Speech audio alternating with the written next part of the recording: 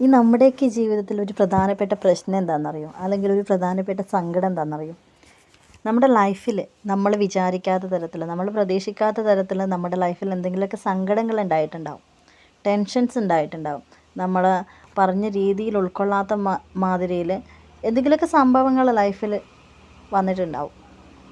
അതിന് നമ്മൾ ഓവർകം ചെയ്തിട്ടുണ്ടാവും. പക്ഷേ എങ്കിലും നമ്മളിങ്ങനെ വെറുതെ ഇരിക്കുമ്പോൾ കഴിഞ്ഞു പോയതിനെ തന്നെ നമ്മളിങ്ങനെ മൈൻഡിലോട്ട് കൊണ്ടുവരും. പിന്നെയും ആ കഴിഞ്ഞു പോയ കാര്യത്തിനെക്കുറിച്ച് ടെൻഷൻ അടിച്ചുകൊണ്ടേയിരിക്കും. നമുക്കൊരുപാട് കാര്യങ്ങൾ ചെയ്തു തീർക്കാനുണ്ടാവും മുമ്പോട്ടുള്ള നമ്മുടെ ജീവിതത്തിൽ. ഒരുപാട് ഉത്തരവാദിത്തങ്ങളൊക്കെ ഉണ്ടാവും ലൈഫിൽ ഇങ്ങനെ കെട്ടിക്കിടക്കുന്നത്. പക്ഷെ എന്നിരുന്നാലും കഴിഞ്ഞു പോയതിനെക്കുറിച്ച് ഓർത്ത് അതിനെക്കുറിച്ച് നമുക്കിനി ഒന്നും ചെയ്യാനില്ല. ചിലപ്പോൾ ഒരു തെറ്റിദ്ധാരണയുടെ പേരിലായിരിക്കാം എന്തെങ്കിലുമൊക്കെ പ്രശ്നങ്ങൾ വന്നത്. നമ്മൾ പറയാറില്ല, തെറ്റിനെ നമുക്ക് തിരുത്താം, പക്ഷെ തെറ്റിദ്ധാരണകളെ നമുക്കിങ്ങനെ തിരുത്തി കൊടുക്കാൻ പറ്റില്ല. അത്തരം തെറ്റിദ്ധാരണകൾ കൊണ്ട് ഒരുപാട് പ്രശ്നങ്ങളും ഒരുപാട് ബന്ധങ്ങളും ഒക്കെ തകർന്നിട്ടുണ്ടാവാം, നഷ്ടപ്പെട്ടിട്ടുണ്ടാവാം. പക്ഷെ നമ്മുടെ മാക്സിമം നമ്മൾ ചെയ്തിട്ടും എന്നിട്ടും മനസ്സിലാക്കാൻ പറ്റാതെ അങ്ങനെ തകർന്നു പോയ ബന്ധങ്ങളുണ്ടാവാം, ചില സംഭവങ്ങളുണ്ടാവാം. അത് കഴിഞ്ഞു പോയതാണ്, ഇനി നമുക്കതൊന്നും ചെയ്യാൻ പറ്റില്ല. നമ്മൾ അത് നമ്മുടെ മാക്സിമം ചെയ്തു കൊടുത്തു, അല്ലെങ്കിൽ നമ്മൾ മാക്സിമം നമ്മുടെ ശരികൾ എന്താണോ അത് നമ്മൾ പറഞ്ഞു കൊടുത്തു.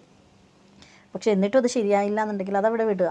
അത് കഴിഞ്ഞു പോയതാണ്, ഇനി അതിൽ ഒന്നും സംഭവിക്കാനില്ല. ഇനിയും നമ്മളതിനെക്കുറിച്ച് ആ തെറ്റിദ്ധാരണകൾ നമ്മൾ തിരുത്താൻ പോയാലും അതിൽ വലുതായിട്ടൊന്നും സംഭവിക്കാനൊന്നും പോണില്ല. ഇതുവരെ സംഭവിച്ചത് മാത്രമേ സംഭവിച്ചിട്ടുണ്ടാവും. നമ്മുടെ പ്രശ്നം എന്ന് പറയുന്നത് അത് തന്നെയാണ്. നമ്മൾ കഴിഞ്ഞു പോയതിനെക്കുറിച്ചാണ് സങ്കടപ്പെടാറുള്ളത്. പക്ഷെ നമുക്ക് ചെയ്തു തീർക്കാൻ അനവധി കാര്യങ്ങൾ നമ്മുടെ മുമ്പിൽ ഇങ്ങനെ ഉണ്ടാവും. ഒരു വിഷമം നമ്മുടെ ജീവിതത്തിൽ ഉണ്ടായിട്ടുണ്ടെങ്കിൽ അതിന് നേരെ എതിർവശത്ത് നമുക്ക് ഒരു സന്തോഷങ്ങൾ ഉണ്ടായിരിക്കും, ഇല്ലേ? ഇപ്പോൾ നമുക്കൊരു വിഷമം നമ്മളെ ലൈഫിൽ കഴിഞ്ഞു പോയി, പക്ഷേ അതിന് നേരെ എതിർവശത്ത്, അതായത് ഇതിന് വരുന്ന ഭാവിയിലേക്ക് ചിലപ്പോൾ ഒരു സന്തോഷം നീക്കി വെച്ചിട്ടുണ്ടാവും.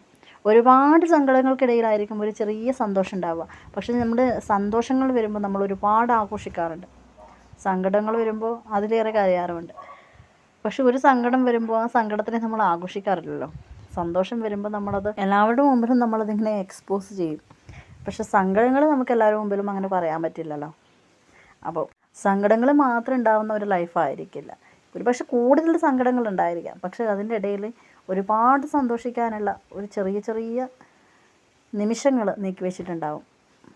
അതിനെ നമ്മൾ കണ്ടെത്തുക, ആസ്വദിക്കുക. അതിനേക്കാളൊക്കെ അപ്പുറത്ത് നമുക്ക് ചെയ്യാനുള്ള കാര്യങ്ങൾ ചെയ്തുകൊണ്ടേയിരിക്കുക.